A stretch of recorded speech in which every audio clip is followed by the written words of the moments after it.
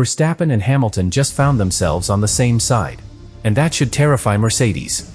Because when two drivers with that much history, that much influence, and that much reason to disagree, start looking at the same car and asking the same question, the paddock does not ignore it. The target was not a driver. It was not a race incident. It was Antonelli's Mercedes. A car that looked too planted, too calm, too easy to trust in places where everyone else was fighting the limit. Then rival complaints started. Then the Fédération Internationale de l'Automobile stepped in. Then Mercedes was forced to make diffuser tweaks. And suddenly, the so-called Mercedes trick was no longer just a clever detail hidden under the car. It became a championship weapon under investigation. Because if Antonelli's pace came from talent alone, Mercedes has found its next superstar. But if part of that pace came from a diffuser advantage rivals could not copy, then Verstappen and Hamilton may have just exposed the detail that was protecting Mercedes from the rest of the grid. And here is the dangerous part. Even after the changes, nobody knows if the trick is gone. Because the piece they forced into the light may not be the whole secret. It may only be the first clue. The first thing to understand is that this controversy did not begin because Verstappen and Hamilton suddenly decided to defend the rulebook. It began because Antonelli's Mercedes looked different. Not different in a loud way. Not different because of one obvious straight-line advantage. Not different because it had a strange new wing everyone could photograph. Different in the way that makes rival teams nervous. The car looked calm. It looked settled. It looked like Antonelli could trust it before the corner even arrived. And in Formula 1, that is one of the most frightening advantages a driver can have. Because speed is not only about horsepower. It is not only about bravery. It is not only about braking later than the driver next to you. Real speed begins when the driver believes the car will obey. When the rear will not suddenly snap. When the floor will keep giving grip. When the tires will stay alive. When the car will let the driver attack without feeling like it is waiting to punish him. That is what made Antonelli's Mercedes so dangerous. He was not just fast. He looked comfortable being fast. And that is the detail that changes the whole story. Because when a rookie arrives in a top car and immediately looks calm under pressure, the paddock never accepts the simplest explanation. They do not just say, he is talented, and move on. They ask what the car is giving him. They ask what the team has found. They ask why the difficult parts of the lap look less difficult for him. They ask why the Mercedes seems to rotate cleanly, hold itself together, and give Antonelli the kind of confidence that usually takes years to build.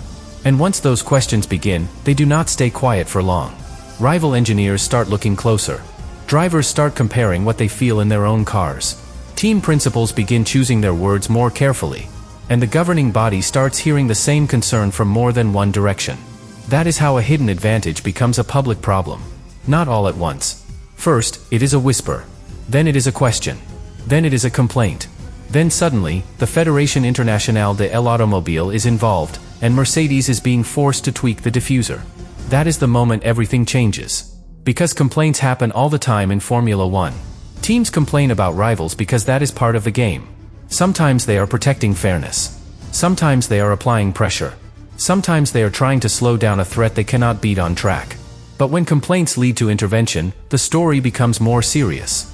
It means the issue is no longer just paddock jealousy. It means the people writing and policing the rules have seen enough to demand a response. And for Mercedes, that is dangerous. Because the diffuser is not just another part. It is one of the most secretive and powerful areas of a Formula 1 car. To understand why, imagine the car is not only driving through the air, but using the air like an invisible tool. The wings push down from above. But underneath the car, the floor and diffuser help create grip in a more hidden way. They control how air moves under the car and how it exits at the rear. When that system works perfectly, the car feels planted, stable, connected to the track. And the driver can attack with a level of confidence that does not always show up clearly on television. That is why teams obsess over the floor. That is why rivals study every shadow under the car when it is lifted by cranes. That is why photographers chase every accidental view of the underside. Because the floor is where modern Formula 1 hides its deepest secrets. A front wing can be copied more easily. A rear wing can be compared. A side pod shape can be studied. But the underside of the car, the airflow, the diffuser edges, the way the whole floor works as one system, that is much harder to understand from the outside. So when Mercedes is forced to adjust something in that area, the paddock pays attention. Not because it proves the whole car was illegal. That would be too simple, and the source does not say that. But because it proves the advantage was important enough for rivals to challenge it. And that alone is a major signal. This is where Antonelli becomes the center of the storm. Because the controversy is not just about a part under the car. It is about what that part may have allowed him to do. A driver with a stable rear end can brake with more faith. A driver with a stable platform can carry more speed through the middle of a corner. A driver who feels the car is supporting him can get back to the throttle earlier. And those small moments add up. One corner becomes a tenth. A few corners become a gap. A gap becomes control. Control becomes pressure on everyone else. That is why rivals care so much. They are not only fighting Antonelli's talent. They are fighting the possibility that Mercedes has built him a car that removes some of the fear other drivers still have to manage. And fear matters. Even for champions. Even for drivers as ruthless as Verstappen. Even for drivers as experienced as Hamilton. Every driver feels the edge of the car. Every driver knows the difference between attacking with trust and attacking with doubt. When the car is nervous, the driver has to leave a margin. When the car is settled, that margin gets smaller. And the smaller the margin, the faster the lap. That is why this story pulled Verstappen and Hamilton toward the same concern. They may come from different teams. They may have different histories with Mercedes. They may have completely different reasons to care. But they both understand what a stable Mercedes means. For Verstappen, it means Red Bull might be fighting a car that is not just quick, but easier to place on the limit. That is a nightmare for a driver who depends on extracting everything from a more demanding machine. For Hamilton, it means Ferrari might be chasing a Mercedes advantage built in the hidden area of the car, the kind of advantage that can make a young driver look even more untouchable. And because Hamilton knows Mercedes better than most, that concern carries a different weight. He knows how that team operates when it finds a technical path. He knows Mercedes does not need noise to become dangerous. It can win quietly, methodically, layer by layer. That is why the idea of Verstappen and Hamilton being aligned is so powerful. It does not mean friendship. It does not mean they suddenly agree about everything. It means the same threat is big enough for both of them to look toward the same place. Antonelli's Mercedes. And specifically, the trick that may have helped make that car so calm. But here is the part that makes the controversy even sharper. Mercedes does not need this story to be about legality. Mercedes wants it to be about performance. About innovation. About clever engineering. About a team doing what Formula One teams are supposed to do, finding grip where others could not. Rivals want the story to be about scrutiny. About limits. About whether Mercedes found something that gave Antonelli an edge the rulebook was not ready to control. Those are two completely different stories. And the governing body is stuck in the middle. If it does nothing, rivals accuse it of letting Mercedes run away with a hidden advantage. If it intervenes too strongly, Mercedes can argue that innovation is being punished. That is the tension at the center of Formula One. The sport tells teams to be brilliant. Then it panics when one team becomes brilliant in a way the others cannot match. And this diffuser issue fits that pattern perfectly. Because the strongest tricks in Formula One usually do not look dramatic to the public. They look small. A line in a regulation. A shape under the floor. A gap managed in a clever way. A stiffness, a flex, an airflow behavior, a relationship between two parts that only matters when the car is moving at racing speed. To a casual fan, it might sound like nothing. To a team, it can be everything. That is why the forced diffuser tweaks are such a big deal. They are not just a mechanical adjustment. They are a message. To Mercedes, the message is, your rivals are watching. To Antonelli, the message is, your advantage is now part of the spotlight. To Verstappen and Hamilton, the message is, the pressure worked. And to the rest of the grid, the message is even more important. The Mercedes can be challenged. Not beaten yet. Not exposed completely. But challenged. That matters because domination is not only built from lap time. It is built from belief.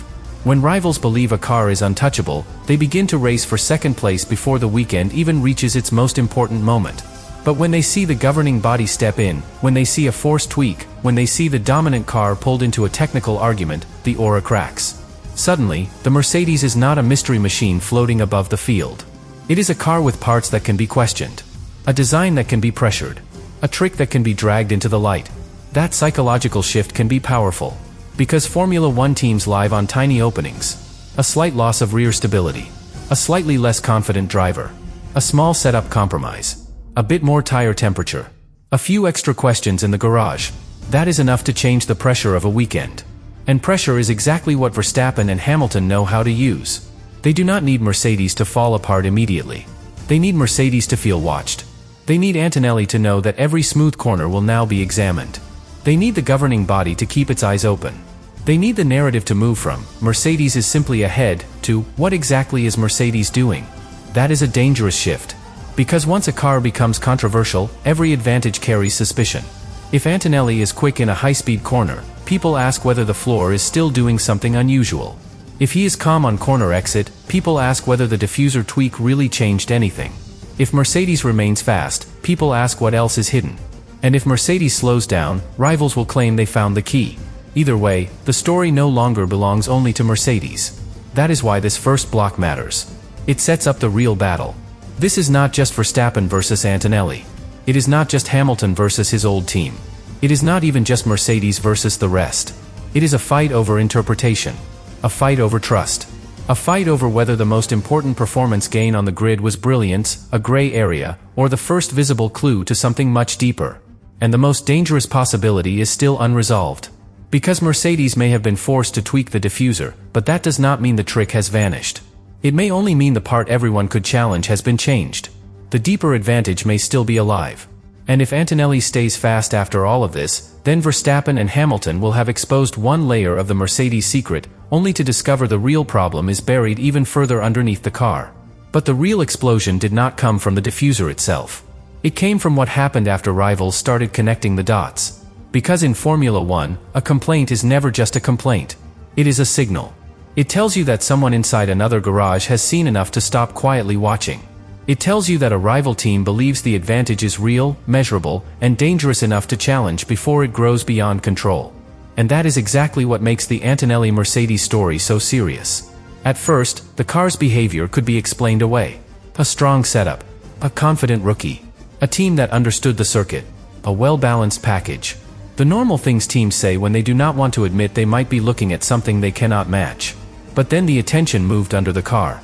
And once the attention moved there, the story became much harder to contain.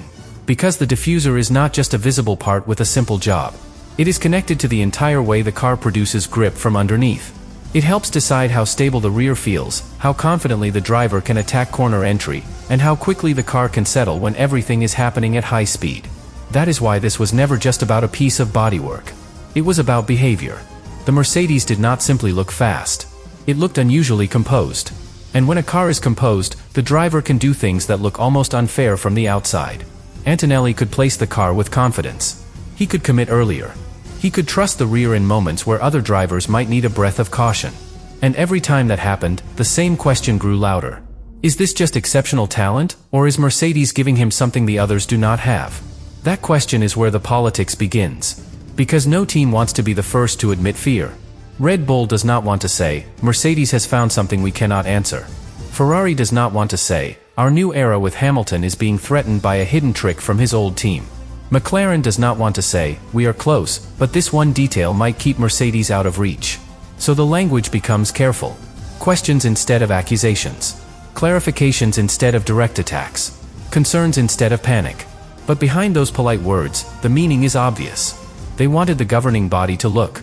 And once the Fédération Internationale de l'Automobile looked, Mercedes was forced to make tweaks. That one fact changes the temperature of the entire story. Because if the issue had been completely meaningless, nothing would have changed. If the complaints had been empty noise, Mercedes would have continued untouched. But a forced adjustment means the concern reached the point where the car had to be altered. Again, that does not automatically mean Mercedes was cheating. In Formula 1, that line matters. The sport lives in gray areas. The best teams do not wait for permission to be clever. They read the rules, they find the smallest spaces between the words, and they build performance there. That is not a weakness of Formula 1. That is Formula 1. But there is a difference between finding an edge and being allowed to keep it forever. Sometimes a team discovers a legal interpretation that rivals hate. Sometimes the governing body decides that interpretation needs to be controlled. Sometimes the idea remains clever, but the version on the car has to be changed. And that is where Mercedes found itself. Not exposed as illegal in a simple, dramatic way.